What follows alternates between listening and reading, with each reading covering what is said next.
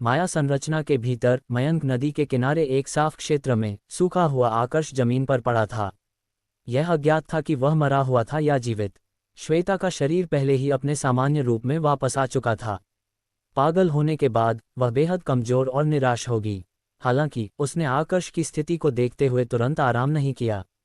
इसके बजाय वह माया संरचना से बाहर भाग गई। 4 घंटे बाद वह खून से लथपथ लौटी। वह अपने पंजों में एक औषधीय फल दबाए हुए थी जिसके चारों ओर प्रकाश बह रहा था। यदि आकर्ष बेहोश नहीं होता तो वह तुरंत इस फल को उसके पंजों में लाल कोर चकोतरा के रूप में पहचान लेता। ये शीर्ष गुणवत्ता वाली उपचारात्मक औषधीय गोलियों को तैयार करने के लिए एक महत्वपूर्ण घटक था। लाल कोर चकोतरा विकट वन के गहरे क्षेत्रों में उगता था।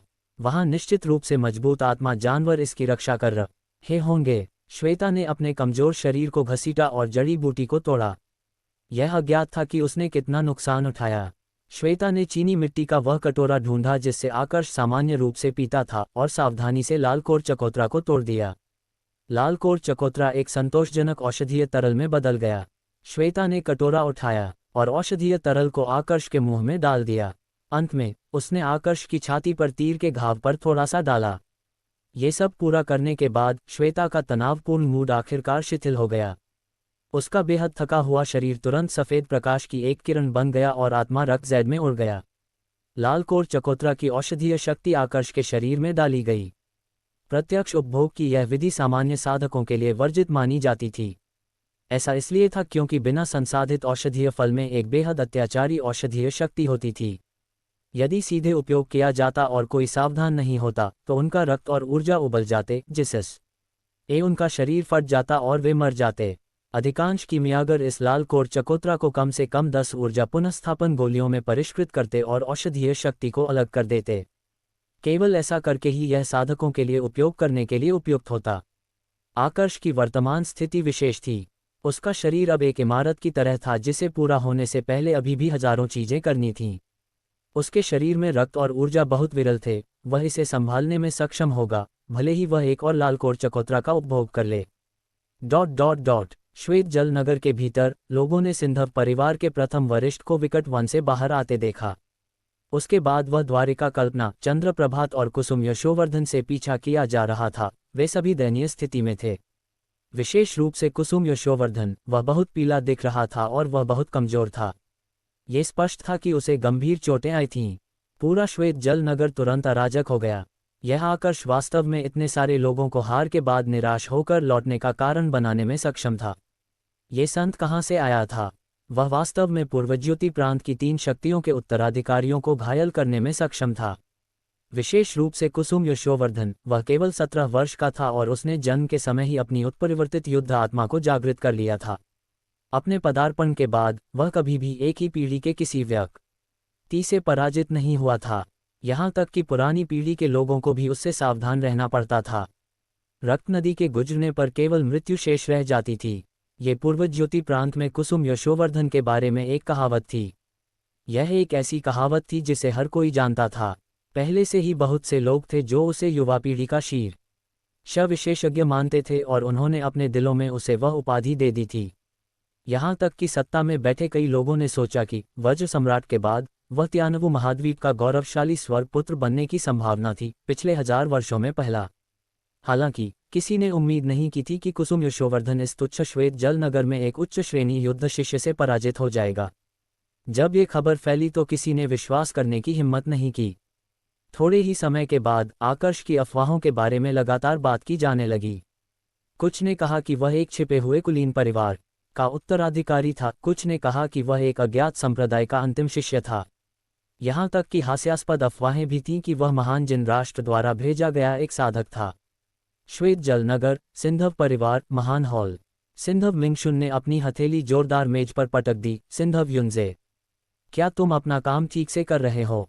तुम पहले से ही एक युद्ध मास्टर हो, फिर भी तुम एक उच्च श्रेणी युद्ध शिष्य से निपटने में असमर्थ हो। क्या तुम्हें कोई शर्म नहीं है? विस्मयादिबोधक चिन्ह, उद्धरण चिन्ह। सिंधव युनजे, जो नीचे था, ने कुछ हद तक अविश्वासी स्वर में कहा, यहाँ तक कि 3 शक्तियों के उत्तराधिकारी भी उससे घायल हो गए थे। मैं एक तीर से उसे गंभीर रूप से घायल करने में कामयाब रहा। जब सिंधव मिंगशुन ने यह सुना तो वह बेहद क्रोधित हो गया। उसका रंग राख जैसा हो गया क्योंकि उसने गुस्से में उसे डटा अभी भी बहाने देने की कोशिश कर रहे हो। नक्शा लगभग उनके द्वारा इसके परिणामस्वरूप प्राप्त कर लिया गया था और तुम अभी भी चाहते हो कि मैं तुम्हारी उसके लिए प्रशंसा करूं। सिंधव युनजे जानता था कि उसने गलत बातें कही थी क्योंकि उसने जल्दी से अपना सिर नीचे कर लिया और कहा, परिवार मुखिया, मैं जानता हूं कि क्या करना है। मैं जल्दी से वापस दौड़ूंगा। यदि मैं उस मूर्ख को नहीं पकड़ता तो मैं कभी वापस नहीं लौटूंगा। सिंधव मिंगशुन के चेहरे पर एक काला भाव था क्योंकि वह ठंडे रूप से मुस्कुराया, यदि तुम उसे पकड़ नहीं सकते तो तुम उसे मार सकते हो। यदि नक्शा 3 शक्तियों के हाथों में पड़ जाता है तो तुम अपने प्रथम वरिष्ठ पद को रखने के बारे में भूल सकते हो। सिंधव युनजे की पीठ ठंडे पसीने से ढकी हुई थी। उठने और विदा लेने के बाद उसने मानसिक रूप से कई बार आकर्ष को गाली दी, यदि मैं तुम पर अपना हाथ रख पाता हूं तो मैं तुम्हें मृत्यु से भी बदतर जीवन का अनुभव कराऊंगा। सिंधव युनजे के जाने के कुछ ही देर बाद एक सिंधव परिवार का शिष्य दौड़ता हुआ आया और सिंधव मिंगशुन से बोला, परिवार मुखिया को सूचना देता हूं। किसी ने शहर के पूर्व में परिवार द्वारा स्थापित चौकी पर प्राचीन अवशेषों के नक्शे की एक प्रति जमा की है और 1000 स्वर्ण मुद्राओं के इनाम का दावा किया है। सिंधव मिंगशुन ये सुनकर खुशी से भर गया। क्या ऐसा हो सकता है कि कोई अन्य साधक उसे मारने में कामयाब रहा? उसने जल्दी में आग्रह किया, जल्दी मुझे दिखाओ। इससे पहले कि वह सिंधव परिवार का शिष्य नक्शा सिंधव मिंगशुन को सौंप पाता, एक और सिंधव परिवार का शिष्य दौड़ता हुआ आया और एक जोरदार आवाज में बोला, परिवार मुखिया को सूचना देता हूं। किसी ने शहर के पश्चिम में परिवार द्वारा स्थापित चौकी पर प्राचीन अवशेषों के नक्शे की एक प्रति जमा की है और 1000 स्वर्ण मुद्राओं के इनाम का दावा किया है। सिंधव मिंगशुन के दिल में संदेह का एक बीज बोया गया था। नक्शे की 2 प्रतियां क्यों थीं? क्या उनमें से एक नकली हो सकती है? परिवार मुखिया को सूचना देता हूं। किसी ने शहर के उत्तर में परिवार द्वारा स्थापित चौकी पर प्राचीन अवशेषों के नक्शे की एक प्रति जमा की है और 1000 स्वर्ण मुद्राओं के इनाम का दावा किया है। परिवार मुखिया को सूचना देता हूं। जैसे जैसे सिंधव मिंगशुन के संदेह बढ़ते गए, लोगों की एक भीड़ दौड़ती हुई आई, ये रिपोर्ट करते हुए कि किसी ने नक्शा जमा किया है और इनाम का दावा किया है। पहले के 2 लोगों को जोड़ते हुए कुल 10 प्रतियां थीं, जिससे उन्हें 10,000 स्वर्ण मुद्राओं का नुकसान हुआ। 10,000 स्वर्ण मुद्राएं धन की एक महत्वपूर्ण राशि थी। सिंधव परिवार को प्रति वर्ष केवल 1000 स्वर्ण मुद्राओं की आय प्राप्त होती थी। ये पूरे परिवार की वार्षिक आय का 1% था। ऐसे नुकसान पर किसी को भी दिल का दर्द होगा। सिंधव मिंगशुन ने अपने दिल में गुस्सा दबाया और नक्शे की 10 प्रतियों की जांच की। उसने पाया कि वे सभी नकली थे। इसके अलावा ये 10 प्रतियां एक दूसरे के लगभग समान थीं। ये स्पष्ट था कि यह एक अकेले व्यक्ति द्वारा किया गया था। सिंधव मिंगशुन अपने दिल में ठंडे रूप से मुस्कुराया। पिछले 100 वर्षों में श्वेत जल नगर में किसी ने भी कभी सिंधव परिवार का मजाक उड़ाने की हिम्मत नहीं की थी। यह इनाम उसके द्वारा स्वयं निर्धारित किया गया था, इसलिए निश्चित रूप से वह खामियों के बारे में जानता था। हालांकि उसने उम्मीद नहीं की थी कि कोई खामी का फायदा उठाएगा। पिछले 100 वर्षों में सिंधव परिवार श्वेत जल नगर में सबसे मजबूत शक्ति बन गया है। उसने इनाम जारी करने की हिम्मत की क्योंकि वह आश्वस्त था। हालांकि उसने उम्मीद नहीं की थी कि वास्तव में कोई इस खामी का फायदा उठाने की हिम्मत करेगा। उसने एक ठंडी आवाज में कहा, 3 दिनों के भीतर पता लगाओ कि यह किसने किया। मैं उसके पूरे परिवार को नष्ट कर दूंगा। क्या उसे लगता है कि हमारा सिंधव परिवार धमकाने में आसान है? लोग आदेश मिलते ही चले गए। इस समय उसके बगल में एक साधक ने धीमी आवाज में कहा, परिवार मुखिया, नक्शे पर 2 शब्द छिपे हुए लगते हैं। सिंधव मिंगशुन ने यह सुना। उसके चेहरे पर एक आशंकित भाव था। उसने लापरवाही से एक नक्शा उठाया और ध्यान से देखा। नक्शे पर खींचा गया मार्ग पहाड़ और नदी के बीच अस्पष्ट रूप से रेखाएं बनाता था, रेखाएं जो चीनी अक्षर बनाती थीं। बहुत देर बाद सिंधव मिंगशुन ने 2 शब्द बुदबुदाए। ये शब्द मूर्ख, गांडू लगते हैं। बैंग। सिंधव मिंगशुन ने अपनी मुट्ठी कसकर बंद की और उसने उस मेज पर उग्र रूप से मुक्का मारा जिस पर नक्शा रखा था। लकड़ी की मेज एक जोरदार आवाज के साथ फट गई, अनगिनत टुकड़ों में बदल गई। नीचे घुटने टेके 10 लोग इतने डर गए थे कि वे कांप रहे थे। उन्होंने सिंधव मिंगशुन को पहले कभी इस तरह गुस्सा होते नहीं देखा था। यहां तक कि जब प्रथम वरिष्ठ पहले यहां था, उसका भाव इतना भयावन नहीं था। सिंधव मिंगशुन का बूढ़ा चेहरा सुअर के जिगर की तरह लाल सूज गया था क्योंकि उसने उत्तेजित होकर कहा, बेकार के ढेर, चले जाओ। यदि तुम भविष्य में इस तरह के नक्शे स्वीकार करते हो तो तुम सिंधव परिवार से जा सकते हो। बकवास। नकली नक्शों के साथ इनाम का दावा करने वाला यह व्यक्ति सिंधव परिवार को नीचा देख रहा था। उसकी भूख वास्तव में बड़ी थी, एक बार में 10,000 स्वर्ण मुद्राएं खा रहा था। इसके अलावा उसने नक्शे पर इतनी खुले तौर पर मूर्ख गांडू शब्द लिखे थे। वह स्पष्ट रूप से जानबूझकर ऐसा कर रहा था। ऐसा क्रोधित करने वाला काम करने के लिए वह कितना घृणित हो सकता है। कोई बात नहीं, अगर तुमने नकली नक्शे का उपयोग किया और इनाम का दावा किया, बस इसे चुपचाप करो। फिर भी तुमने नक्शे पर मूर्ख गांड बड़े ऊ शब्द लिखे। क्या यह मेरे चेहरे पर थप्पड़ मारने के बराबर नहीं है? सबसे बुरी बात, मैं सिंधव मिंगशुन ने एक मूर्ख की तरह मूर्ख गांडू शब्द पढ़े। बहुत हो गया। सिंधव मिंगशुन ने अपने दिल में एक आग जलती महसूस की। वह शांत होने में सक्षम नहीं था। उसने जितना अधिक इसके बारे में सोचा, वह उतना ही अधिक क्रोधित हुआ। उसने रूखेपन से चिल्लाया और अपने आसपास की मेजों और कुर्सियों पर मुक्के और लातें भेजीं। ये तब तक जारी रहा जब तक दृष्टि के भीतर सब कुछ टूट नहीं गया, जब तक उसने बेहतर महसूस नहीं किया। हालांकि जब उसने इसके बारे में सोचा तो ये चीजें भी काफी मूल्यवान थीं। जब एक साथ जोड़ा गया तो वे कम से कम 10,000 स्वर्ण मुद्राओं के लायक थीं। ये सब पैसा ऐसे ही चला गया। उसके दिल में आग फिर से जल उठी। ललित प्रवाह मंडप में एक भव्य कक्ष के भीतर। जब ललित प्रवाह मंडप मलबे के ढेर में बदल गया तो कई लोगों ने सोचा कि ललित प्रवाह मंडप को फिर से व्यवसाय के लिए खुलने में कम से कम 3 महीने लगेंगे। यह अज्ञात था कि सिंधव धनंजय ने ये कैसे किया, लेकिन ललित प्रवाह मंडप चमत्कारिक रूप से 3 दिनों के भीतर फिर से बन गया था। इसके अलावा ये पहले से भी ऊंचा और भी भव्य था। व्यवसाय अब पहले से भी बेहतर था। एक भोजन परिचित 10,000 स्वर्ण मुद्राओं के बैंक नोट लाया और उन्हें मोटे सिंधव को सौंप दिया। उसके चेहरे पर पूजा का एक भाव था, क्योंकि उसने कहा, युवा स्वामी, जैसा आपने उम्मीद की थी, लोगों के उस समूह को नहीं पता कि नक्शा कैसा दिखता था, ये सोचने के लिए कि हम वास्तव में इसे पैसे के लिए बदल सकते हैं। मोटे सिंधव ने बैंक नोट प्राप्त करते हुए जोर से हंसा। उसके चेहरे पर चर्बी हिल गई क्योंकि वह खिलखिलाकर मुस्कुराया। कोई आश्चर्य नहीं कि बेटा इतना मूर्ख है। पिता स्वयं एक मूर्ख गांडू है। वह पैसा जो ललित प्रवाह मंडप के पुनर्निर्माण के लिए उपयोग किया गया था, वह सब वापस कमा लिया गया है, और कुछ और। मोटे सिंधव ने सावधानी से बैंक नोटों को दूर रखा और फिर भोजन परिचय से कहा, जाओ नक्शों को श्वेत जल नगर के केंद्र में ले जाने के लिए लोगों को ढूंढो। कहो कि यह सिंधव निवास से लीक हुआ नक्शा है। प्रत्येक प्रति को 1,000 चांदी के सिक्कों में बेचो।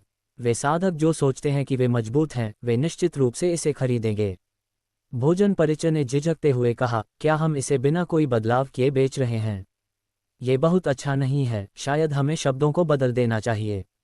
मोटे व्यक्ति ने खुद से बुदबुदाया, वास्तव में ये बहुत सही नहीं है। यदि हम इसे बिना किसी बदलाव के ऐसे ही बेचते हैं तो यह इस मोटे की प्रतिभा को नहीं दिखाएगा। ये कैसा रहेगा? मोटे व्यक्ति की आंखें चमक उठीं क्योंकि वह मुस्कुराते हुए आगे बढ़ा, मूर्ख गांडू के आगे एक महा जोड़ दो। सुनिश्चित करो कि तुम इसे एक काव्यात्मक तरीके से लिखो। मुझे तुम्हें यह सिखाने की आवश्यकता नहीं है कि यह कैसे करना है ना? उद्धरण चिन्ह। भोजन परिचय लगभग खून उल्टी कर बैठा। इस तरह का बदलाव बिल्कुल भी बदलाव न करने के समान है। मुख्य बात मूर्ख गांडू शब्द है, इसलिए मैंने बदलाव करने का सुझाव दिया, ये सोचने के लिए कि तुम वास्तव में इसके आगे केवल एक महा जोड़ देते हो। क्या ये और भी अधिक क्रोधित करने वाला नहीं है? अंत में भोजन परिचय इसे और नहीं संभाल सका।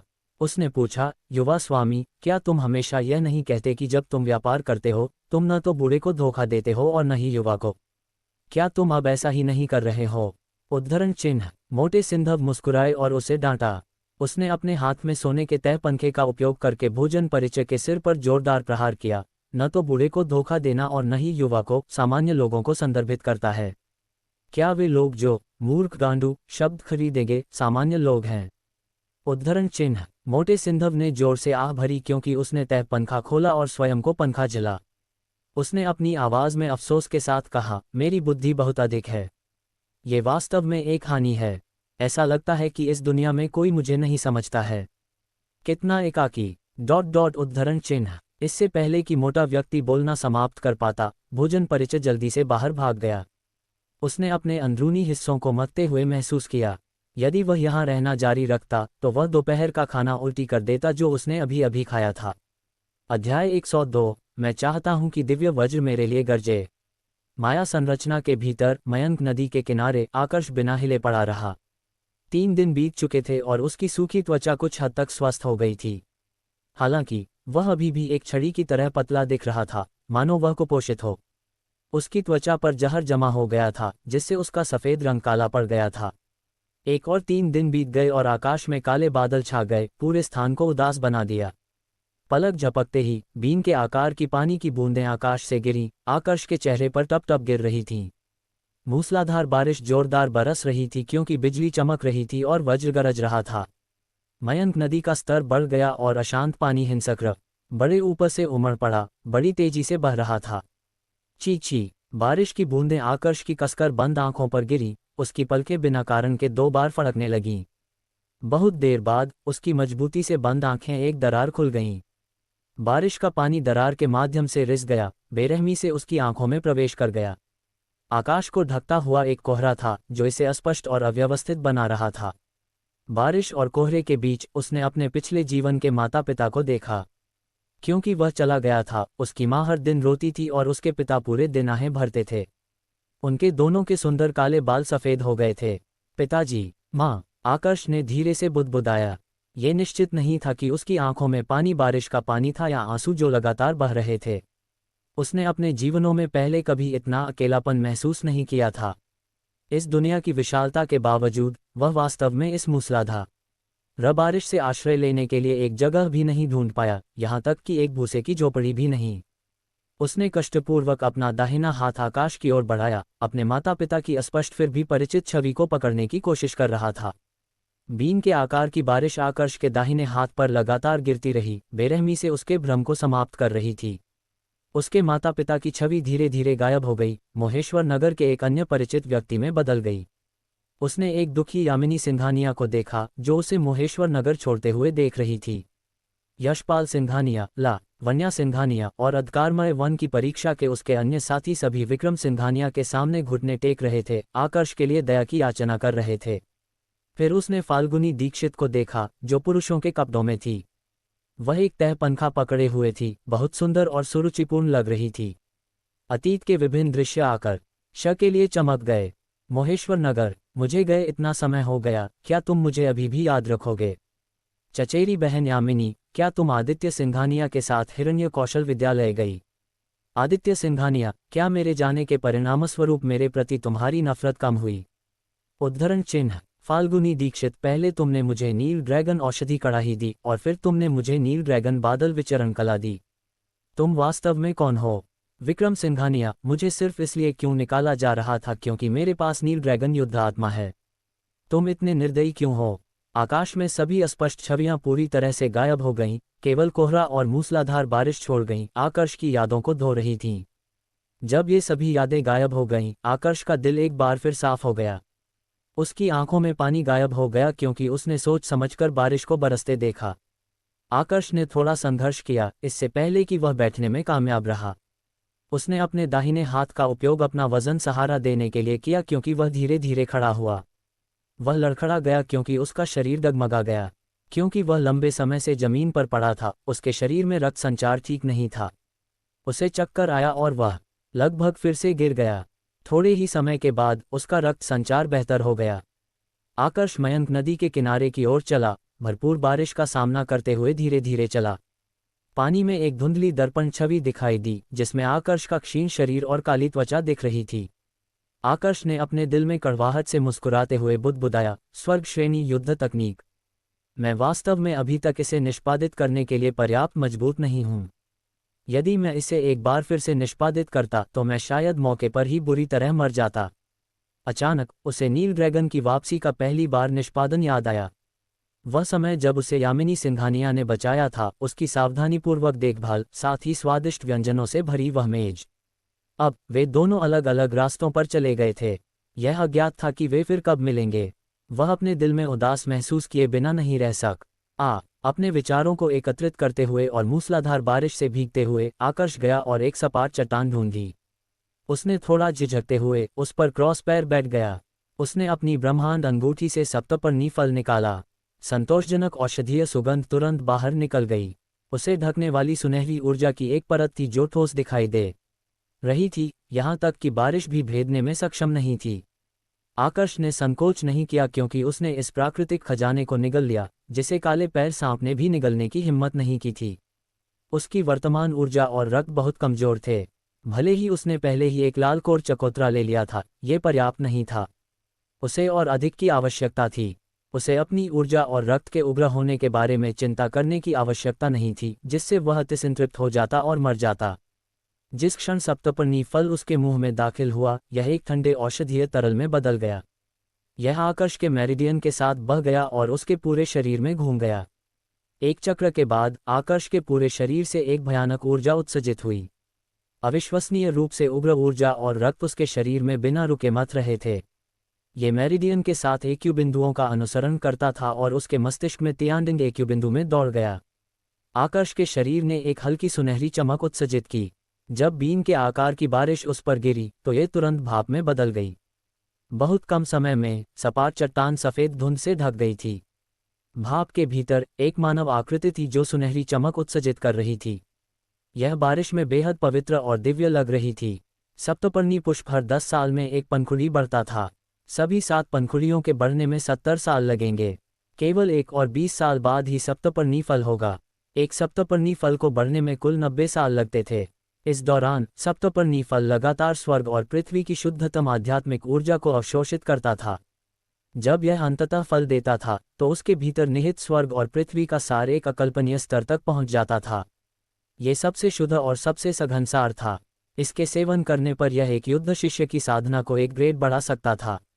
हालांकि आकर्ष ने सप्तपर्णी फल की ताकत का अनुमान लगाया था, उसने इसके भीतर निहित स्वर्ग और पृथ्वी के सार को कम करके आंका।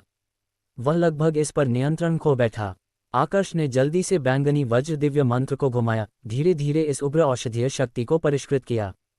उसके सिर से एक बैंगनी भाप उठी। आकर्ष के सती मांस और त्वचा को नग्न आंखों से धीरे धीरे पोषित होते देखा जा सकता था। सूखी त्वचा धीरे धीरे नम हो गई।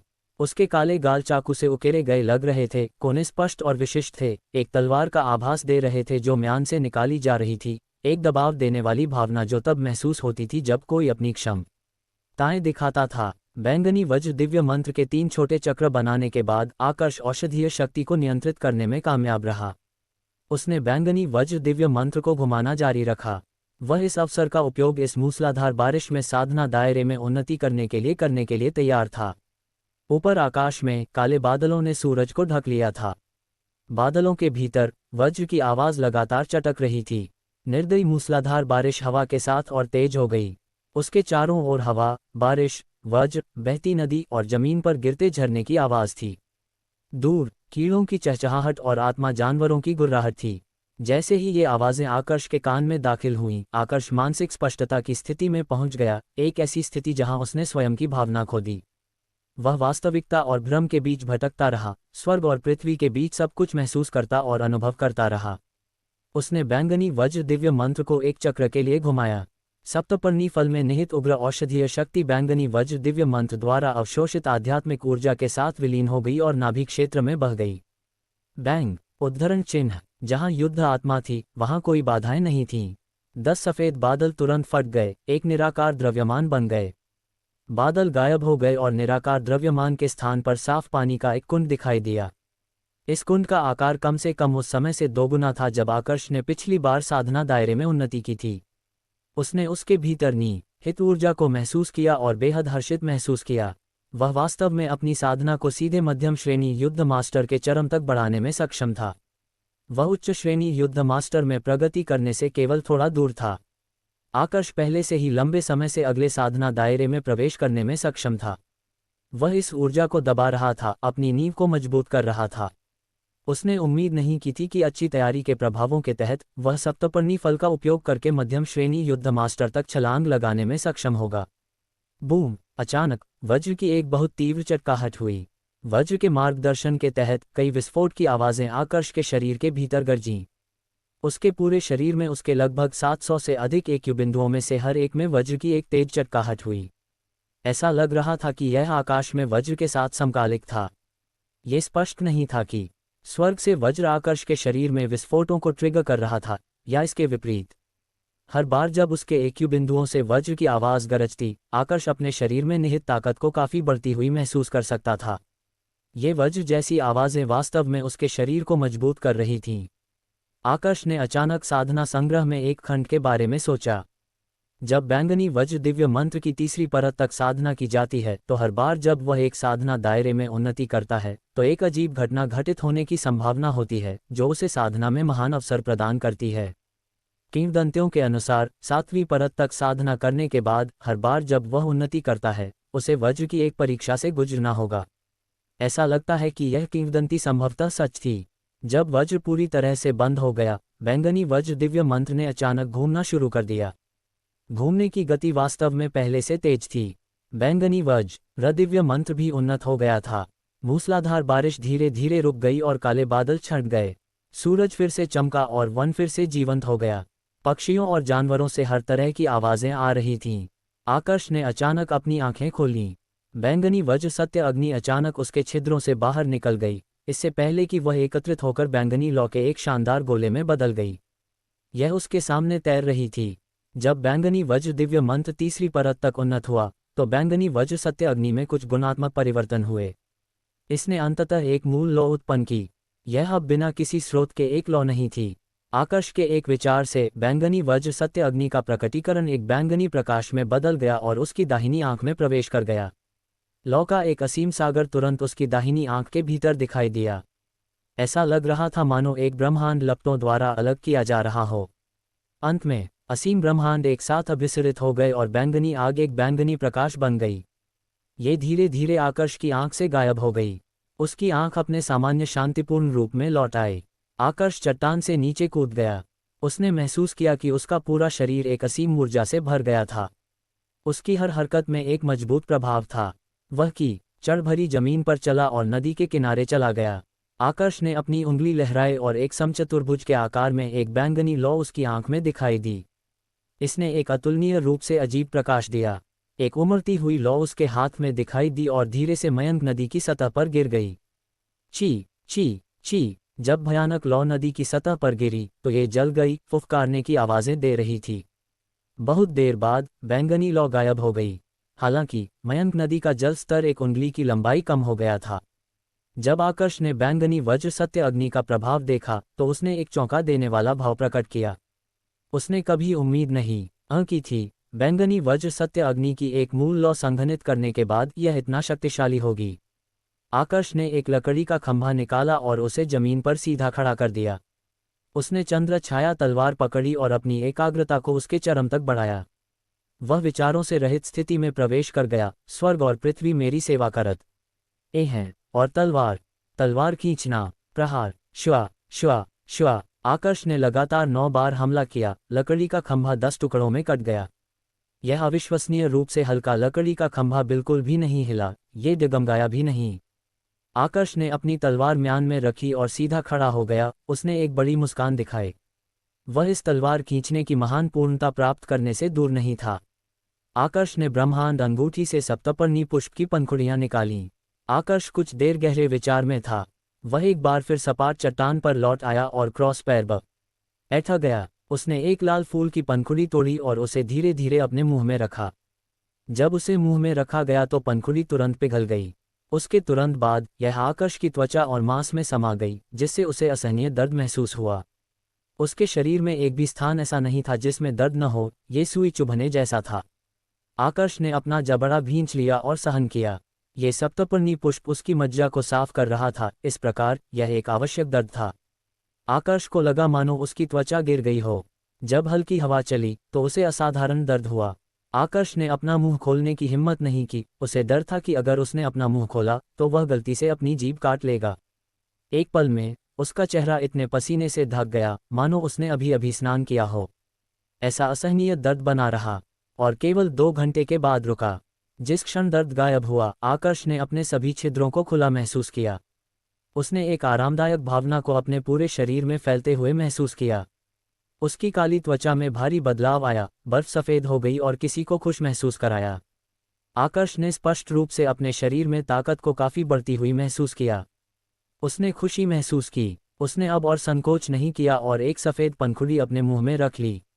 अंत में आकर्ष ने सभी 7 अलग अलग रंगों की पंखुड़ियां निगल लीं। इन सभी ने केवल आकर्ष के लिए अमानवीय यातना का कारण बना। हर बार जब उसने एक पंख छोटे उड़ी ने ली, दर्द दोगुना हो जाता।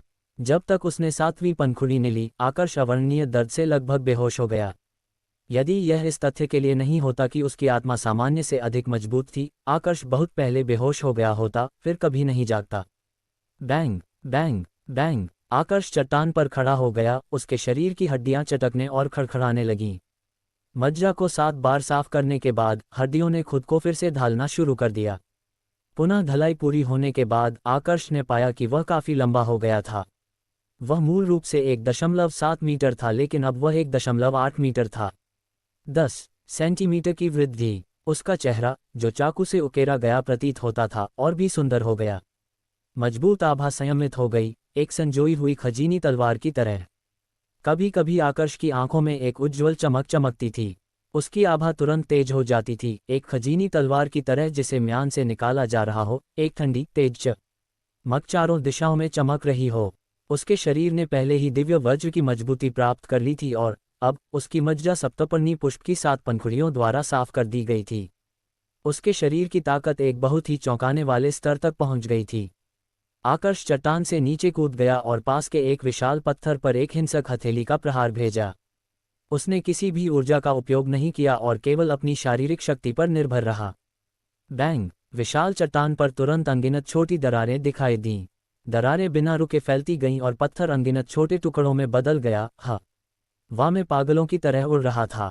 आकर्ष ने जमीन पर गिरे पत्थर के टुकड़ों को देखा। उसने अपने दिल में आह भरी। जब आकर्ष पहली बार इस दुनिया में आया था, वह अपनी युद्ध आत्मा को संघनित करने में असमर्थ था। उस समय उसका सबसे बड़ा सपना एक बहुत मजबूत शारीरिक शरीर होने तक प्रशिक्षण लेना था। ऐसा इसलिए था क्योंकि छोटी ही इस दुनिया में कुछ लोग थे जो अपनी युद्ध आत्मा को संघनित करने में असमर्थ थे, लेकिन अपने शारीरिक शरीर को प्रशिक्षित करके अपनी पहचान बनाने में सक्षम थे। उसने उम्मीद नहीं की थी कि वह शरीर को प्रशिक्षित करने के छोटे सफलता चरण को प्राप्त करने में सक्षम होगा, भले ही वह अब एक अलग रास्ते पर हो। तेज सूरज ऊपर ऊंचा लटका हुआ था, अपना प्रकाश पूरी भूमि पर फैला रहा था। मयंक नदी की सतह चमक रही थी, सूर्य के शानदार प्रकाश को प्रतिबिंबित कर रही थी। आकर्ष चट्टान पर झुक गया और ब्रह्मांड अंगूठी से वह नक्शा निकाला जिसके कारण उसका पीछा किया गया था। उसने पहले कई बार नक्शे की जांच की थी, लेकिन कुछ भी पता न ही चला था। नक्शे पर प्राचीन अवशेषों का स्थान विकट वन के भीतरी क्षेत्रों में कहीं स्थित होना चाहिए। दुर्भाग्य से आकर्ष पहले कभी विकट वन के भीतरी क्षेत्रों में नहीं गया था। वह नक्शे के अनुसार ठीक से नहीं बता पा रहा था कि स्थान कहाँ था। इस नक्शे के लिए किसी को विकट वन के भीतरी क्षेत्रों से बेहद परिचित होने की आवश्यकता थी ताकि वे इसे समझ सकें। प्राचीन लोगों के अवशेषों में निश्चित रूप से कई खजाने, आत्मा हथियार, युद्ध कवच, प्राचीन युद्ध तकनीक, गुप्त खजाने होंगे। ये सब आकर्ष के लिए एक घातक आकर्षण रखता था। प्राचीन युग त्यानवु राजवंश से 10,000 साल पहले था। यह मानव जाति का सबसे गौरवशाली क्षण था। पूरे राज्य में सड़कें संतों से भरी हुई थीं, वे पहाड़ों को विभाजित करने और नदियों को मोड़ने में सक्षम थे। यहाँ तक कि किंवदंतियाँ भी थीं जो दावा करती थीं कि उस युग में युद्ध देवता पैदा हुए थे। वे आकाश से तारों और चांद को तोड़ सकते थे या अपने मुंह से तारे उगल सकते थे। दुर्भाग्य से वह गौरवशाली युग समय की नदी में दफन हो गया था। प्राचीन लोगों की विरासतों में से वस्तुतः कोई भी संरक्षित नहीं किया गया था। त्यानवु राजवंश और प्राचीन युग के बीच इतिहास का एक रिक्त स्थान था। कोई नहीं जानता था कि उस अवधि के दौरान क्या हुआ था। प्राचीन लोग बिना किसी निशान के गायब हो गए प्रतीत होते थे। अधिकांश लोग सोचते हैं कि प्राचीन लोगों को आसुरी दुनिया के असुरों द्वारा समाप्त कर दिया गया था। आखिरकार त्यानवु राजवंश को उसी तरह नष्ट कर दिया गया था। हालांकि 3 पवित्र स्थलों के अलावा कोई भी सच्चाई नहीं जानता था। 3 पवित्र स्थलों ने प्राचीन युग के बारे में कभी कोई खबर नहीं बताई थी। आकर्ष प्राचीन युग में बहुत रुचि रखता था। उसे एक हल्का संदेह था कि उसके शरीर में नील ड्रैगन युद्ध आत्मा तब प्रकट हुई होगी। दुर्भाग्य से वह विकट वन के भीतरी क्षेत्रों से परिचित नहीं था। उसके हाथ में नक्शा बेकार था। मुझे किसी के साथ काम करना होगा, आकर्ष ने अपने दिल में सोचा। जब आकर्ष के मन में यह विचार आया तो उसने तुरंत किसी के बारे में सोचा। हाँ, ये वही होगा, आकर्ष ने कहा, क्योंकि उसके चेहरे पर एक मुस्कान दिखाई दी। आकर्ष के ये कहने के बाद उसने अपनी आध्यात्मिक इंद्रियां आत्मा रक्त जैद में भेजीं। उसने बेहोश श्वेता को देखा और उसके चेहरे की मुस्कान धीरे धीरे फीकी पड़ गई। उसकी आंखों में हत्या की भावना का एक निशान चमका क्योंकि उसने बुदा या जाने का समय आ गया है। संयोग से मैं इन दो मामलों को एक साथ निपटा सकता हूँ। आकर्ष माया संरचना से बाहर निकला और विकट वन की परिधि की ओर चला गया। जल्द ही वह साधकों के एक समूह से मिला जो विकट वन में प्रशिक्षण ले रहे थे। आकर्ष की उपस्थिति अब अतीत से बहुत अलग थी। मूल रूप से युवा और कोमल स्वभाव गायब हो गया था, बहुत स्थिर हो गया था। जब आकर्ष चला गया तो साधकों के उस समूह ने बहुत अधिक ध्यान नहीं दिया। हालांकि आकर्ष द्वारा उनके बीच एक निश्चित दूरी रखने के बाद साधकों में से एक को अचानक कुछ याद आया और उसने एक चित्र निकाल देखो, क्या वह व्यक्ति उस व्यक्ति की तरह नहीं दिखता जिसे सिंधव परिवार चाहता है? साधक ने चित्र पकड़े हुए पूछा। जब किनारे के लोगों ने ध्यान से देखा तो उन्होंने कहा, वास्तव में नहीं। सिंधव परिवार के लोगों ने कहा कि वह 16 या 17 वर्षीय युवक है। जो व्यक्ति अभी अभी गुजरा है उसमें एक युवक का स्वभाव नहीं है। एक अन्य व्यक्ति ने कहा, वह स्पष्ट रूप से उसके जैसा नहीं दिखता है। जो व्यक्ति अभी अभी गुजरा है वह एक मध्यम श्रेणी युद्ध मास्टर है। हालांकि सिंधव परिवार के लोगों ने कहा कि चित्र में व्यक्ति एक उच्च श्रेणी युद्ध शिष्य है।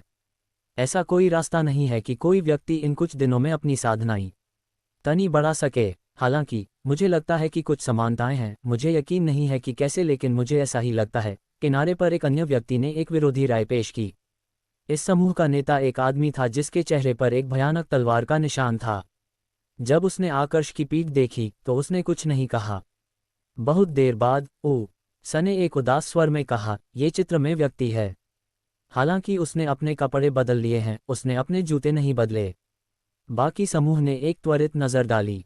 वास्तव में चित्र में जूते बिल्कुल वैसे ही थे जैसे वह व्यक्ति पहन रहा था। ये सुराग मिलने के बाद समूह ने जितना अधिक देखा उन्होंने उतना ही अधिक पाया कि वह समान था। वे अब निश्चित थे कि वह वही व्यक्ति था। बॉस, क्या हमें चाहिए? सिंधव परिवार ने 1000 स्वर्ण मुद्राओं का इनाम दिया है। ये पूरे समूह की 1 साल की कुल कमाई जितना है। ये सही है, वह सिर्फ एक मध्यम श्रेणी युद्ध मास्टर है। हम सब यहाँ युद्ध मास्टर हैं। इसके अलावा बॉस, तुम युद्ध मास्टर के रम पर हो, डरने की कोई आवश्यकता नहीं है। निशान वाले आदमी ने भयानक रूप से मुस्कुराते हुए कहा, क्या तुम मुझे मूर्ख समझते हो? मैंने 9वें भाई को उसका पीछा करने भेजा है। उसने कुछ निशान छोड़े होंगे, हमारे कार्रवाई करने की प्रतीक्षा कर रहे होंगे।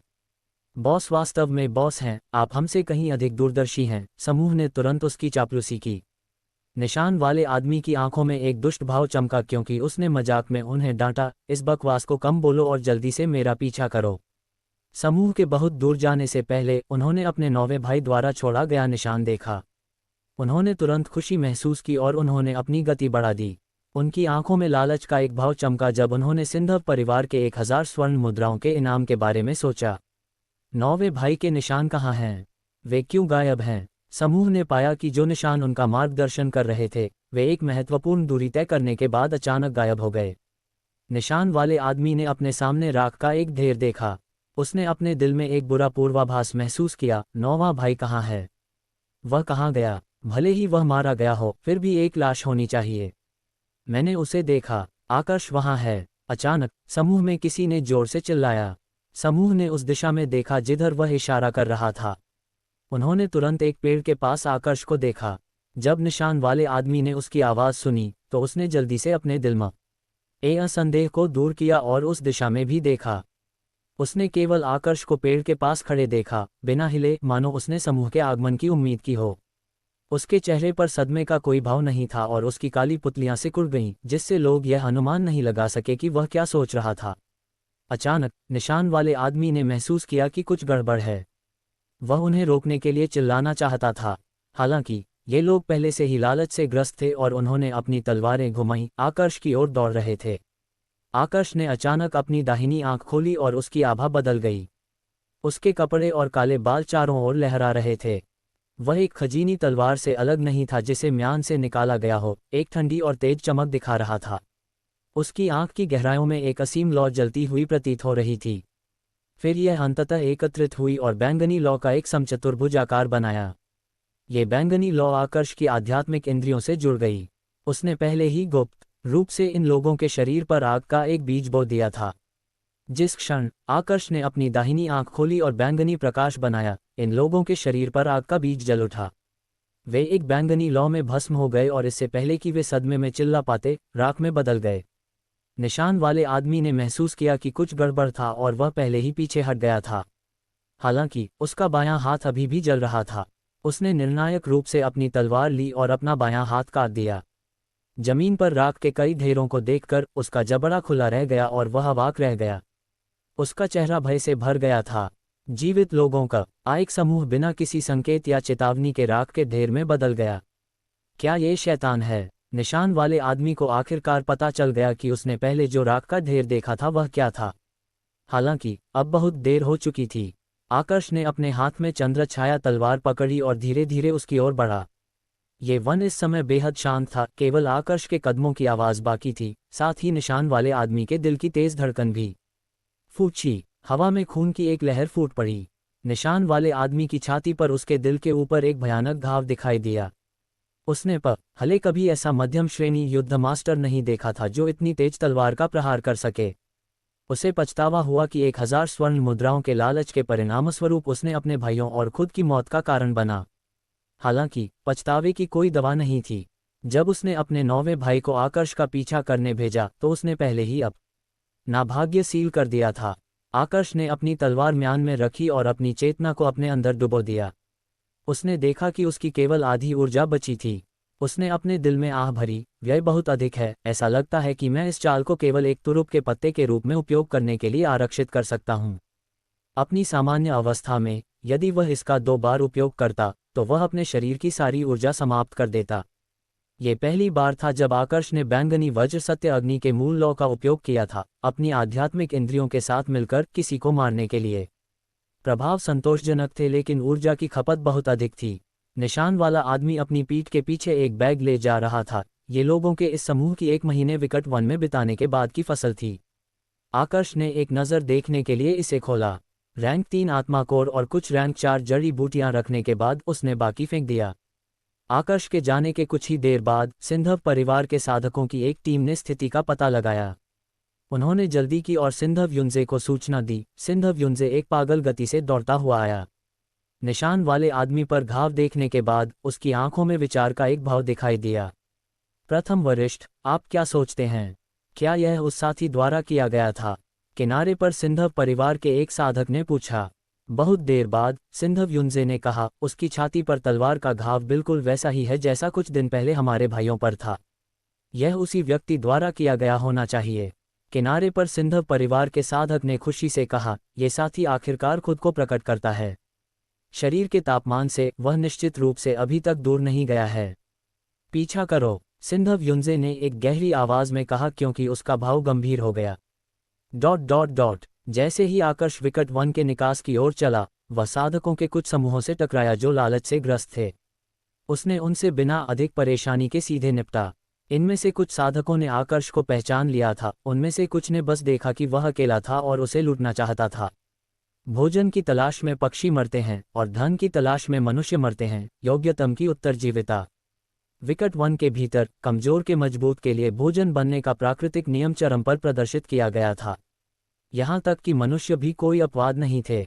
दुर्भाग्य से उनके लिए केवल अपनी वज्र आक्रमण तलवार तकनीक और नील ड्रैगन बादल विचरण कला के आधार पर आकर्ष को युद्ध मास्टरों के बीच अप्रतिद्वंद्वी कहा जा सकता था। इन सभी साधकों ने, जिन्होंने चाल चली, न केवल कुछ भी हासिल नहीं किया बल्कि अपनी जान भी गंवा दी। श्वेत जल नगर का प्रवेश द्वार पहले से ही बहुत करीब था। आकर्ष ने अपनी आंखें सिकुड़ी और आगे देखा। कुछ देर बाद वह बिना किसी हिचकिचाहट के विकट वन से बाहर चला गया। जिस क्षण आकर्ष विकट वन से बाहर निकला, उसने अपने पीछे से आती हत्या की भावना को महसूस किया। उसने जल्दी से किनारे की ओर बचाव किया। एक तीर आकर्ष के पास से उड़ गया, एक शुरुआती हवा के साथ। आकर्ष अपने दिल में चौंक गया। ये तीर बहुत तेज था। यदि उसने अपने बैंगनी वज्र दिव्य मंत्र को तीसरी परत तक उन्नत नहीं किया होता, साथ ही तीरंदाज की हत्या की भावना को पहले ही नोटिस नहीं किया होता, तो वह मारा जाता। आकर्ष ने अपने पैरों से जमीन को धक्का दिया और खुद को ऊंचा हवा में फेंक दिया। जब वह उतरा, उसने तुरंत अपने पीछे एक नज़र देखने के लिए मुड़ गया। आकर्ष के पीछे सिंधव युंजे सिंधव परिवार के साधकों के एक समूह को लेकर उसका पीछा कर रहा था। जब सिंधव युंजे ने आकर्ष की उपस्थिति देखी तो वह हल्के से चौंक गया। 6 दिनों में उसे न देखने के बाद आकर्ष की उपस्थिति इतनी भारी रूप से बदल गई थी। जिस बात ने उसे इतना चकित किया वह ये थी कि आकर्ष ने अपनी साधना स्तर को 2 ग्रेड बढ़ा लिया था, उच्च श्रेणी युद्ध शिष्य से मध्यम श्रेणी युद्ध मास्टर तक। इसके अलावा उसने इसे करने के लिए केवल 6 दिनों का उपयोग किया था। आकर्ष सिंघानिया, नक्शा सौंप दो और मैं तुम्हें एक आसान मौत दे सकता हूं। नहीं तो मैं ये सुनिश्चित करूंगा कि तुम मृत्यु से भी बदतर जीवन जीते हो, सिंधव युंजे ने एक उदास स्वर में कहा। हालांकि वह आकर्ष के साधना दायरे पर चकित था, उसने एक युद्ध मास्टर के रूप में अपनी साधना के साथ उस पर बहुत अधिक ध्यान न ही दिया। आकर्ष ने सभी की आंखों में देखा, फिर उसने अपनी आध्यात्मिक इंद्रियों का विस्तार किया। उसके विचार बिजली की तरह तेजी से चले, जल्दी से अपने विकल्पों को संतुलित कर रहे थे, भागना या लड़ना। कुल 31 लोग थे। सिंधव युंजे के अलावा, जो एक युद्ध मास्टर था, बाकी सभी युद्ध मास्टर थे। हालांकि उनमें से अधिकांश उच्च श्रेणी युद्ध मास्टर थे। आकर्ष ने अपनी आध्यात्मिक इंद्रियों के माध्यम से महसूस किया कि 3 युद्ध मास्टरों के नेतृत्व में 200 सिंधव परिवार के साधक दौड़ते हुए आ रहे थे। यदि वह 3 युद्ध मास्टरों के आने से पहले अपने सामने की लड़ाई को जल्दी से समाप्त कर सकता था, तो उसके पास भागने का एक अवसर होता। आकर्ष ने अपने दिल में अपना निर्णय लिया। उसने सिंधव युंजे को देखा और हल्के से मुस्कुराया, चूंकि मैं मरने वाला हूं, चाहे मैं नक्शा सौंपूं या नहीं, क्या तुम्हें लगता है कि मैं इसे तुम्हें दूंगा? उद्धरण चिन्ह। सिंधव युंजे मुस्कुराया, क्या तुम्हें लगता है कि तुम्हारे पास कोई विकल्प है? पिछले 100 वर्षों में जिस किसी ने भी श्वेत जल नगर में सिंधव परिवार को अपमानित करने की हिम्मत की, उसका अंत अच्छा नहीं हुआ। सिंधव युंजे ने अपनी स्टील की तलवार पकड़ी और अपने पीछे के लोगों को लेकर कदम दर कदम आकर्ष की ओर बढ़ा। उसने एक दुर्भावनापूर्ण मुस्कान दिखाए। उसकी आंखों में आकर्ष के पास अब प्रतिरोध का कोई साधन नहीं था। 10 कदम, 9 कदम, 8 कदम, आकर्ष के भाव में कोई बदलाव नहीं हुआ, क्योंकि उसने इन लोगों और अपने बीच की दूरी गिन ली। जब ये लोग आकर्ष से केवल 5 कदम दूर थे, उसने चाल चली। वज्र पलायन। बिजली की एक चमक थी और आकर्ष अचानक अपने मूल स्थान से गायब हो गया। सभी की चौंकी हुई आंखों के ठीक सामने वह सिंधव पर छोटी इवार के साधकों के बीच में प्रकट हुआ। पंखों पर उड़ान, 1000 वर्षों का अव्यवस्थित नृत्य। आकर्ष ने धीरे से चिल्लाया, क्योंकि वह हवा में कूद गया। उसका शरीर हवा में लगातार स्थान बदल रहा था। तलवार की रोशनी के बाद तलवार की रोशनी एक के बाद एक चमकती रही, जिससे समूह बार बार दयनीय रूप से चीखने लगा। पीछे हटो, सिंधव युंजे ने जोर से चिल्लाया। आकर्ष, जो तेजी से और लगातार अपनी मुद्रा बदल रहा था, बहुत तेज था। उसे पकड़ना किसी के लिए भी असंभव था। सिंधव परिवार के साधक सभी समूह के बाहर भागे। हालांकि तलवार की रोशनी बहुत तेज थी। हर बार जब तलवार की रोशनी चमकती, कोई न कोई मारा जाता। खून और कटे हुए अंग लगातार जमीन पर गिरते रहे। 1000 वर्षों का अव्यवस्थित नृत्य उच्च घातकता और प्रभाव के बड़े क्षेत्र वाली एक युद्ध तकनीक थी। जितने अधिक लोग होते, यह उतना ही शक्तिशाली होता। तलवार की रोशनी चमकती रही। आकर्ष ने एक पल में 1000 से अधिक तलवार की रोशनी दागी। आकर्ष के उतरने के बाद सिंधव परिवार के साधकों की संख्या, जो अप्रभावित थे, लगभग 10 थी। बाकी सभी तलवार की रोशनी से मारे गए थे। उनकी लाशें पहचान से परे विकृत हो गई थीं, हर जगह बिखरी हुई थीं। लाशों से बड़ी मात्रा में खून लगातार बह रहा था। कटे हुए अंग और आंतरिक अंग हर जगह बिखरे हुए थे। ये बेहद खूनी था। शेष 10 लोग पीले पड़ गए। हालांकि उन्होंने पहले भी हत्या की थी, यहां तक कि उस बिंदु तक जहां संख्या आज मरने वालों से कहीं अधिक थी। उन्होंने पहले कभी इतना क्रूर और निर्दयी दृश्य नहीं देखा था। यदि वे तेजी से नहीं भागे होते, तो जमीन पर लाशें उनकी होतीं। ये सोचकर सिंधव परिवार के शेष साधकों का दिल सख्त हो गया। उन्होंने अपनी पीठ पसीने से ठंडी महसूस की। सिंधव युंजे का भाव अप्रिय था। उसने सिंधव परिवार के शिष्यों को जमीन पर पड़ा देखा, जो लोग कुछ क्षण पहले जीवित थे, फिर पलक झपकते ही लाशों में बदल गए। उसने गुस्से से चिल्लाया, ये बूढ़ा तुम्हें मार डालेगा। उसने अपनी तलवार घुमाई और हवा में कूद गया। आकर्ष के सिर की ओर नीचे की ओर हमला कर रहा था। तलवार के फल पर एक शानदार तलवार प्रकाश जमा हो रहा था। यह एक ऐसी तकनीक थी जिसे केवल युद्ध मास्टर और उससे ऊपर के लोग ही समझ सकते थे। तलवार के शरीर पर ऊर्जा एकत्रित करना। सिंधव युंजे ने जो तलवार प्रकाश उत्पन्न किया था, वह 3.3 मीटर लंबा था। यह बेहद शक्तिशाली लग रहा था। आकर्ष ने उसके साथ सीधे टकराने की हिम्मत नहीं की। उसने अपने पैरों से जमीन को धक्का दिया और नील ड्रैगन बादल विचरण कला का प्रयोग किया, तेजी से पीछे की ओर उड़ गया। बूम! तलवार प्रकाश ने जमीन पर हिंसक रूप से प्रहार किया। धूल हर जगह उड़ गई और जमीन पर एक महीन दरार दिखाई दी। सिंधव युंजे ने जल्दी से अपनी तलवार वापस खींच ली। जैसे जैसे वह अपनी गति बढ़ाता रहा, तलवार के शरीर पर एक शानदार चमक दिखाई दी। मार डालो! सिंधव युंजे ने अपनी तलवार उठाते हुए जोर से चिल्लाया। एक उमड़ती हुई तलवार ऊर्जा तलवार पर एकत्रित हुई, आकर्ष की ओर दागी जा रही थी, जो अभी तक नहीं उतरा था। आकर्ष चकित था, ये सिंधव युंजे वास्तव में पहले से ही तलवार ऊर्जा का उपयोग कर सकता है। हालांकि वह अभी तक इसे अपनी इच्छानुसार उपयोग करने में सक्षम नहीं है, वह पहले से ही युद्ध संत की दहलीज पर है। इस प्रकार तलवार ऊर्जा का प्रभाव भारी रूप से कम नहीं हुआ था। इसके अलावा इस तलवार ऊर्जा का कोण जिस पर दागा गया था, उससे निपटना बेहद मुश्किल था। हवा में पैर जमाने के बिना आकर्ष के लिए बचना मुश्किल था। पंखों पर उड़ान, एक रेखा प्रहार। चंद्र छाया तलवार पर एक संयमित चमक थी। ये तलवार साधारण लग सकती थी, लेकिन इसके पीछे एक विशाल बल था। बैंग! चंद्र छाया तलवार ने उमड़ती हुई तलवार ऊर्जा पर हमला किया और एक जोरदार धमाका दिया। आकर्ष वास्तव में उड़ा नहीं गया और मजबूती से जमीन पर उतर गया। अचानक जमीन पर एक बवंडर दिखाई दिया। यह अज्ञात था कि सिंधव युंजे ने किस युद्ध तकनीक का उपयोग किया। इसकी गति बढ़ गई और ये तुरंत आकर्ष के सामने आ गया। तलवार पर एक शानदार तलवार प्रकाश दिखाई दिया और उसने आकर्ष का पीछा किया, जिसने अभी तक अपना संतुलन नहीं पकड़ा था। तलवार खींचना! तलवार चमकी और चंद्र छाया तलवार सिंधव युंजे की तलवार प्रकाश से टकरा गई। ये तलवार प्रहार बाद में भेजे जाने के बावजूद पहले आ गया। इसने पहल की और पहले सिंधव युंजे की तलवार पर प्रहार किया। बैंग! तलवार से एक विशाल बल आया, जिससे आकर्ष 5 कदम पीछे हट गया।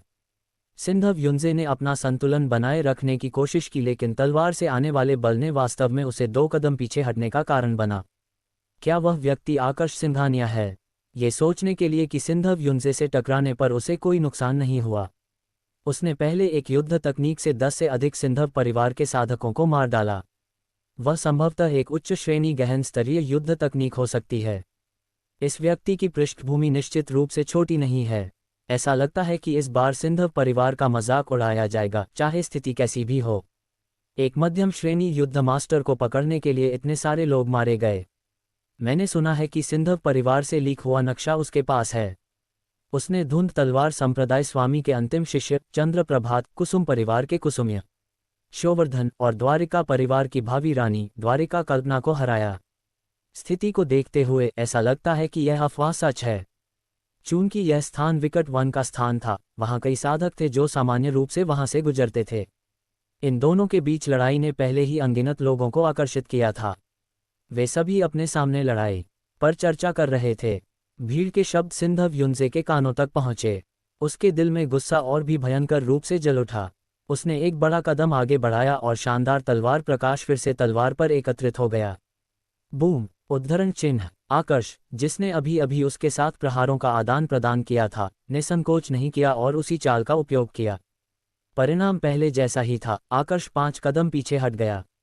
सिंधव युंजे सबके सामने पीछे हटने के लिए मजबूर नहीं होना चाहता था। उसने उस बल को जबरन दबा दिया जो तलवार के माध्यम से प्रेषित हुआ था और आकर्ष की ओर दौड़ना जारी रखा। अपनी तलवार में बल को दबाना युद्ध में करना एक बेहद खतरनाक काम था। यदि वह बल के प्रतिक्षेप से पहले अपने प्रतिद्वंद्वी को समाप्त करने में सक्षम नहीं था, तो उसे एक प्रतिक्षेप प्राप्त होगा। उस समय जिस बल को उसने दबाया था, वह कई गुना ताकत के साथ प्रतिक्षेप करेगा। Boom boom boom boom boom! सिंधव युंजे ने 5 बार हमला किया। आकर्ष पीछे हट गया था और पहले ही विकट वन की सीमाओं तक पहुंच गया था। उसका दाहिना हाथ, जो चंद्र छाया तलवार पकड़े हुए था, तब तक झटका लगने से सुन्न हो गया था। उसने अपनी छाती में भी कुछ दर्द महसूस किया। आकर्ष की आंखें शांत थीं, बिल्कुल भी घबराहट का कोई निशान नहीं था। वह सहन कर रहा था, ऊर्जा जमा कर रहा था। उसे विश्वास नहीं था कि सिंधव युंजे इसे लंबे समय तक जारी रख पाएगा। यह अब देखने की प्रतियोगिता थी कि कौन अधिक समय तक टिक सकता है। Boom boom boom boom! सिंधव युंजे ने बड़े कदम उठाए क्योंकि वह चिल्लाया। उसकी तलवार से 4 तलवार प्रकाश दागे गए। इन्होंने आकर्ष को विकट वन में वापस उड़ा दिया।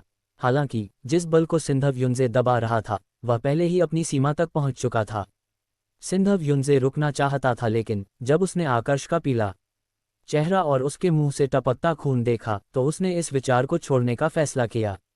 यह मूर्ख केवल एक मध्यम श्रेणी युद्ध मास्टर है। ऐसा कोई रास्ता नहीं है कि वह मेरी ताकत का सामना कर सके। मुझे यकीन है कि वह भी मेरे जैसा ही कर रहा है, अपने शरीर में बल को जबरन दबा रहा है।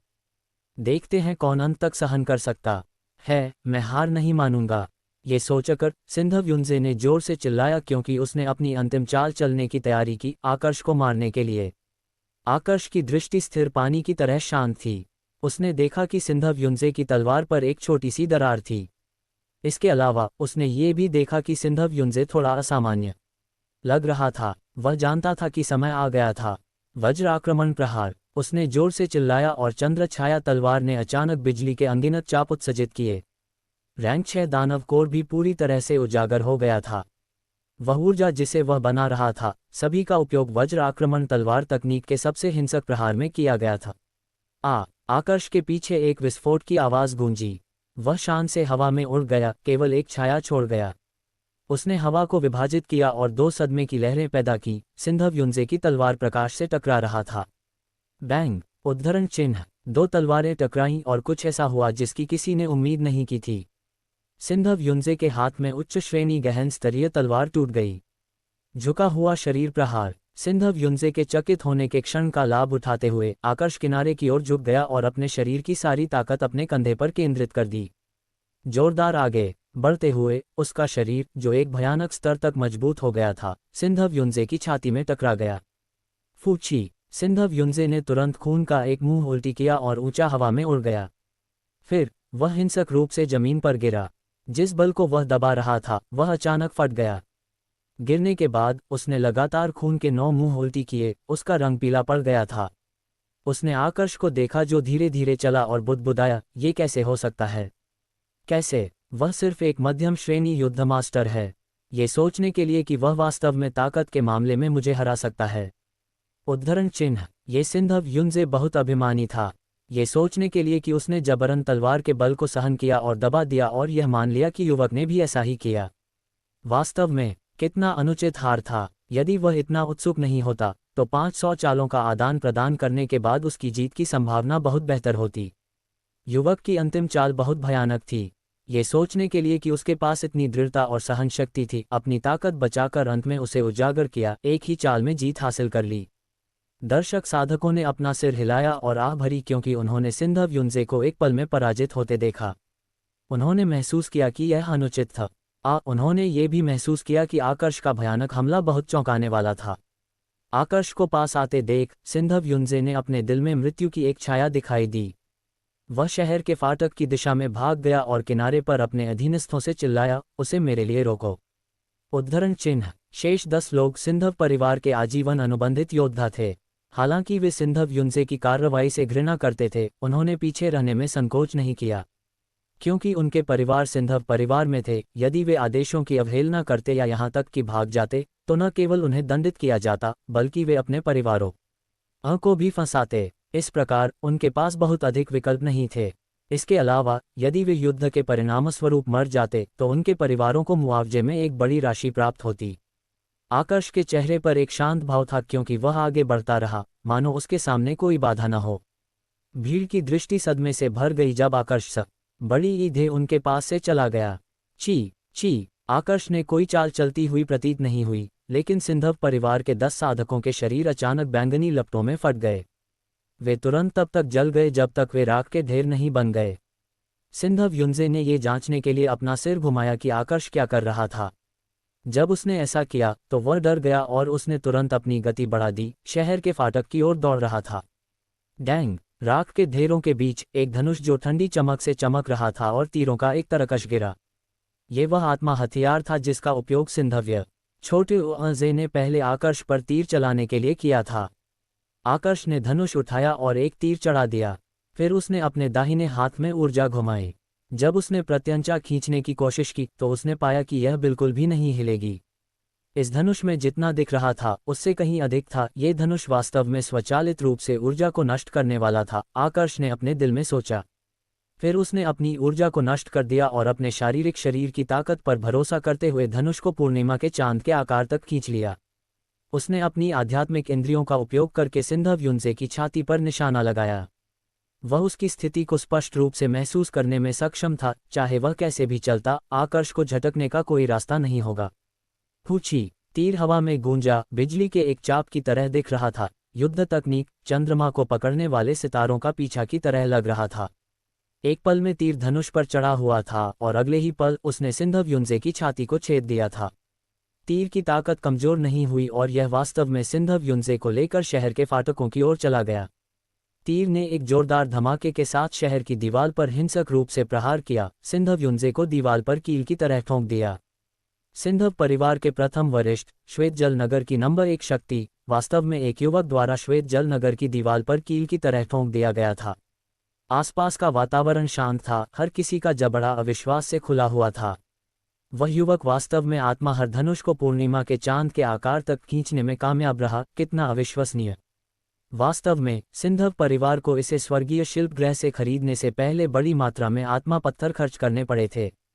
कोई धनुष खींचने के लिए ऊर्जा का उपयोग नहीं कर सकता था, वे केवल अपनी शारीरिक ताकत पर भरोसा कर सकते थे। सिंधव परिवार में केवल सिंधव युंजे ही इसे थोड़ा खींचने में सक्षम है। फिर भी इस धनुष से अनगिनत लोग मारे गए हैं। हाँ, सिंधव युंजे ने कभी कल्पना भी नहीं की होगी कि वह इसी धनुष से मारा जाएगा। उसने इस धनुष का उपयोग करके अनगिनत लोगों को मार डाला था जो सिंधव परिवार के खिलाफ गए थे। अब वह इसके द्वारा दीवार पर कील की तरह ठोंक दिया गया है। ये कहा जा सकता है कि उसे अपना कर्म मिल गया है। थोड़ी देर बाद उन साधकों ने अपने होश में वापस आ गए। उन्होंने सिंधव युंजे के असंतुष्ट चेहरे को देखा और उन्होंने उसके दुर्भाग्य पर खुशी मनाई। ये स्पष्ट था कि ये साधक अक्सर सिंधव परिवार द्वारा उत्पीड़ित होते थे। आकर्ष ने अपने हाथ में आत्माहर धनुष को देखा। वह हैरान महसूस कर रहा था। उसने उम्मीद नहीं की थी कि यह साधारण दिखने वाला धनुष इतनी असाधारण उत्पत्ति वाला होगा। आकर्ष ने आत्माहर धनुष को ब्रह्मांड अंगूठी में रखा और कील की तरह ठोंके गए सिंधव युंजे को देखने के लिए अपना सिर उठाया। उसने संकोच नहीं किया और सीधे श्वेत जल नगर में चला गया। बहुत देर बाद सिंधव परिवार के 3 युद्ध मास्टरों ने 200 युद्ध मास्टरों को एक शानदार ढंग से विकट वन से बाहर निकाला। जब उन्होंने एक कील की तरह ठोंके गए सिंधव युंजे को देखा तो वे डर से पीले पड़ गए और सदमे ने उनके चेहरे भर दिए। ... अब देर रात थी, आकाश बादलों से ढका हुआ था, लेकिन कोई तारे नहीं थे। केवल एक क्षीण चांद आकाश में ऊंचा लटका हुआ था, अपनी कोमल चांदनी को जमीन पर चमका रहा था। श्वेत जल नगर में सिंधव परिवार के भीतर सभी वरिष्ठ स्तरीय लोगों को महान हॉल में बुलाया गया था। सिंधव मिंगशुन हॉल के बीच में एक भावहीन चेहरे के साथ बैठा था। उसके दोनों किनारों पर सिंधव परिवार के 6 पदस्थ सदस्य बैठे थे। वे सभी युद्ध संत थे। उनके पीछे 10 युद्ध मास्टर थे। महान हॉल कुछ हद तक भीड़ भाड़ वाला लग रहा था। ये सिंधव परिवार की वास्तविक कुलीन सेना थी। ये वे लोग थे जिन पर सिंधव परिवार पिछले 100 वर्षों से निर्भर था। ये वह चीज़ थी जिसने सिंधव परिवार को श्वेत जल नगर में अप्रतिद्वंद्वी घूमने की अनुमति दी थी। इस समय ये लोग, जो श्वेत जल नगर में शक्तिशाली पुरुष थे और सामान्य रूप से बहुत सम्मानित थे, उनके चेहरों पर अविश्वसनीय रूप से गंभीर भाव थे। महान हॉल में वातावरण बहुत नीरस और अकेला था। सिंधव मिंगशुन ने धीरे धीरे बोलना शुरू किया। मेरा मानना है कि दिन के दौरान जो हुआ उसके बारे में हर कोई जानता है। प्रथम वरिष्ठ सिंधव युंजे को शहर की दीवार पर कील की तरह ठोंक दिया गया और वह मर गया। उसके दाईं ओर एक युद्ध संत पदस्थ सदस्य ने कहा, भाई सिंधव, इस पर बहुत अधिक ध्यान देने की आवश्यकता नहीं है। ये सिर्फ एक मध्यम श्रेणी युद्ध मास्टर है। मैं उसे एक हाथ से लापरवाही से चुटकी में मार सकता हूँ। मुझे लगता है कि इस मामले को जाने देना बेहतर है। हमें प्राचीन अवशेषों पर ध्यान केंद्रित करना चाहिए। वही वह जगह होगी जहां सिंधव परिवार विस्तार के लिए एक नींव प्राप्त करने में सक्षम होगा। उसके ये कहने के तुरंत बाद पीछे एक मध्यम आयु वर्ग का व्यक्ति बोला। उसके चेहरे पर एक बेहद उत्तेजित भाव था क्योंकि उसने कहा, वरिष्ठ भाई, आपका इससे क्या मतलब है? मेरे सबसे बड़े भाई को शहर के फाटकों पर कील की तरह ठोंककर मार दिया गया। क्या ऐसा हो सकता है कि हम उसे बिना कुछ लिए मर जाने देंगे? उस पदस्थ सदस्य ने, जिसका उपनाम बाई था, माथा सिकोड़ा और नाखुश होकर कहा, तुम क्या गिनती रखते हो? तुम मुझसे इस स्वर में बात करने की हिम्मत कैसे करते हो? क्या मैंने कहा कि हम इसके बारे में परेशान नहीं होंगे? मैं व्यक्तिगत रूप से तुम्हारे सबसे बड़े भाई के लिए बदला लेने जाने को तैयार हूं, लेकिन ऐसे मामले हैं जो अधिक जरूरी हैं। यहां तक कि परिवार मुखिया ने भी कुछ नहीं कहा। तुम कौन होते हो बोलने वाले? उस मध्यम आयु वर्ग के व्यक्ति का चेहरा लाल सूझ गया था। अपनी स्थिति के साथ उसे वास्तव में पदस्थ वरिष्ठ से इस तरह बात नहीं करनी चाहिए थी। हालांकि उसका भाई मर गया था और वह संतुष्ट महसूस नहीं कर रहा था। सिंधव मिंगशुन ने कहा, युनफेंग, तुम्हें बहुत अधिक चिंता करने की आवश्यकता नहीं है। इन सभी वर्षों में क्या तुमने किसी को देखा है जिसने सिंधव परिवार को नाराज किया हो और उसका अंत अच्छा हुआ हो? इस बार मैंने सभी को बुलाने का कारण यह नहीं है कि हर कोई इस मामले पर ध्यान केंद्रित करे। मेरी भी वरिष्ठ भाई के समान राय है। हमें उस चीज़ को प्राथमिकता देनी होगी जो महत्वपूर्ण है। एक मध्यम श्रेणी युद्ध मास्टर के बारे में चिंता करने की कोई आवश्यकता नहीं है। मेरी एकमात्र चिंता अब यह है कि यह व्यक्ति नक्शा लीक कर सकता है। इस प्रकार मैंने सभी को प्राचीन अवशेषों में प्रवेश करने की तैयारी करने के लिए बुलाया। सिंधव मिंगशुन ने यह एक असमालोचनात्मक तरीके से कहा। उसके समाप्त करने के बाद सभी के भाव बदल गए। क्या वे शक्तिशाली प्राचीन अवशेषों में सिर्फ अपने दम पर प्रवेश करने में सक्षम थे? बूम बूम, जैसे ही भीड़ सिंधव मिंगशुन के शब्दों पर विचार कर रही थी, बाहर से चीखने की आवाज़ें आ रही थीं। बैंग बैंग, कुछ सिंधव परिवार के शिष्यों को बाहर से किसी के द्वारा अंदर फेंक दिया गया। सिंधव परिवार के शिष्यों को एक बड़े बल के साथ फेंका गया और बाहरी घेरे में कुछ युद्ध मास्टर बल का सामना करने में सक्षम नहीं थे और वे पीछे की ओर उड़ गए। भीड़-भाड़ वाले महान हॉल में तुरंत एक मार्ग बन गया।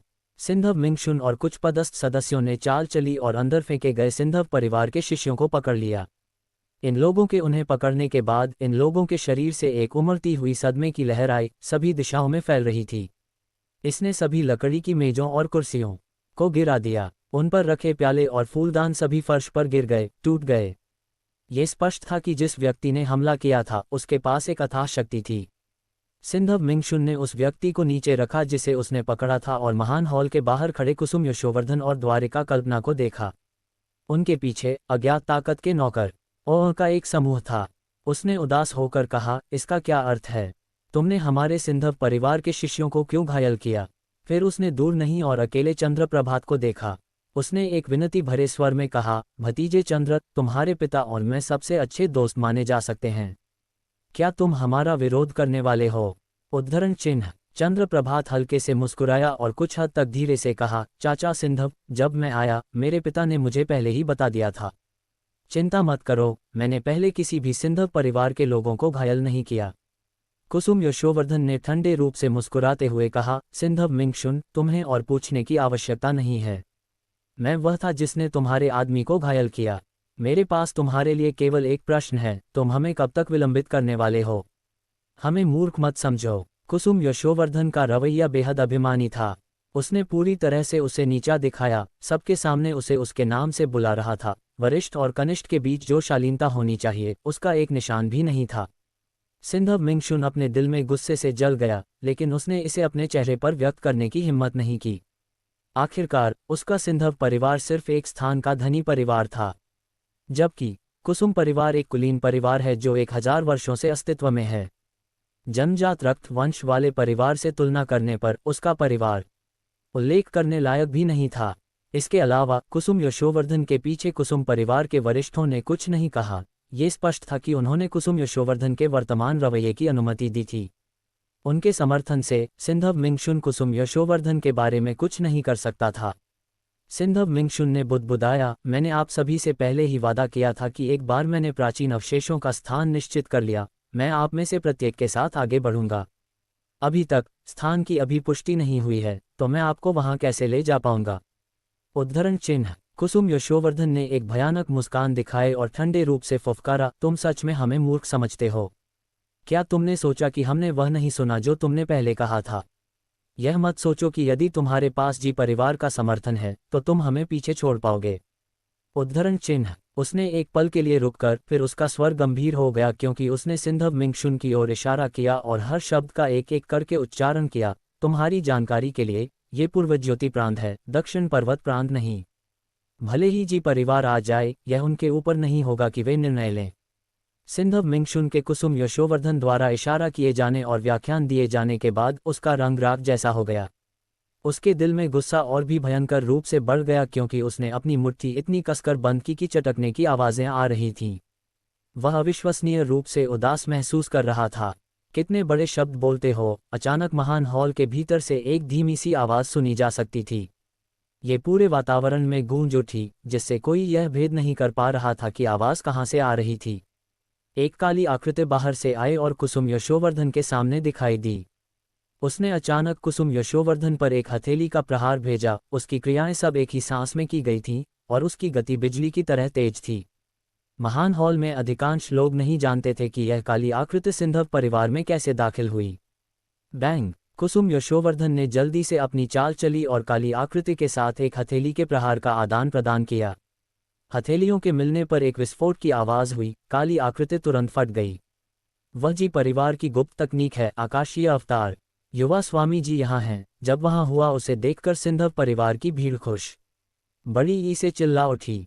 सिंधव मिंगशुन का भाव काफी हद तक शिथिल हो गया। कुसुम यशोवर्धन, जो सबसे निकट था, तुरंत विस्फोट की सदमे की लहर से पीछे हटने के लिए मजबूर हो गया। एक अजीब ऊर्जा उसके हाथ की हथेली के माध्यम से उसके शरीर में बह गई, उसके मेरिडियन में घूम रही थी और अपने रास्ते में सब कुछ बहा रही थी। कुसुम यशोवर्धन उदास हो गया और उसने अपनी युद्ध आत्मा की ऊर्जा का उपयोग करने की जल्दी की। रक्त नदी तुरंत अंदर डाली गई। वह बहुत देर बाद ही इस अजीब ऊर्जा को नष्ट करने में कामयाब रहा। कुसुम परिवार की उत्परिवर्तित युद्ध आत्मा बस इतनी ही है। कोई आश्चर्य नहीं कि वह कुछ समय पहले एक उच्च श्रेणी युद्ध शिष्य से बुरी तरह घायल हो गया था। एक पुरुष काले रंग में वस्त्र पहने हुए महान हॉल के बाहर से धीरे धीरे अंदर आया। उसके सुरुचिपूर्ण लंबे बाल थे और उसके पास उत्कृष्ट आकर्षण था। उसकी आंखें तारों की तरह चमकीली थीं। हालांकि उसने काले रंग के कपड़े पहने थे, फिर भी वह रात में एक अजीब सी चमक दे रहा था। जब वह महान हॉल में दाखिल हुआ तो पूरा महान हॉल उज्ज्वल हो गया लग रहा था। वह तुरंत सभी का केंद्र बिंदु बन गया। दुनिया उसके लिए मौजूद थी। वह मुख्य पात्र था। चंद्र प्रभात के शांत चेहरे ने उसके दिल में एक लहर का एक निशान प्रकट किया। जी चांदकोन, क्या वह है? दक्षिण पर्वत प्रांत के जी परिवार के जी चांदकोन के बारे में कई अफवाहें थीं। उन्होंने कहा कि उसने 7 साल की उम्र में जी परिवार की गुप्त तकनीक आकाशीय अवतार को मध्यम सफलता दायरे तक अभ्यास किया था। फिर उसने 10 साल की उम्र में एक और जी परिवार की गुप्त तकनीक आकाशीय तलवार कला को मध्यम सफलता दायरे तक अभ्यास किया था। तब से वह कभी किसी से नहीं मिला था जो उसका मुकाबला कर सके। वह दक्षिण पर्वत प्रांत की युवा पीढ़ी के वर्तमान शीर्ष विशेषज्ञ हैं। 16 वर्ष की आयु में वह पहले से ही एक उच्च श्रेणी युद्ध मास्टर था। अभिमानी जी चांदकोन ने फिर पौराणिक राजकुमारी यशोदा को चुनौती देने के लिए तुरंत शाही राजधानी जाने की तैयारी की, जिसके बारे में कहा जाता था कि वह महान सम्राट का पुनर्जन्म थी। उसने शाही राजधानी के सभी युवाओं को हराया और अंत में उसे राजकुमारी यशोदा द्वारा बुलाया गया।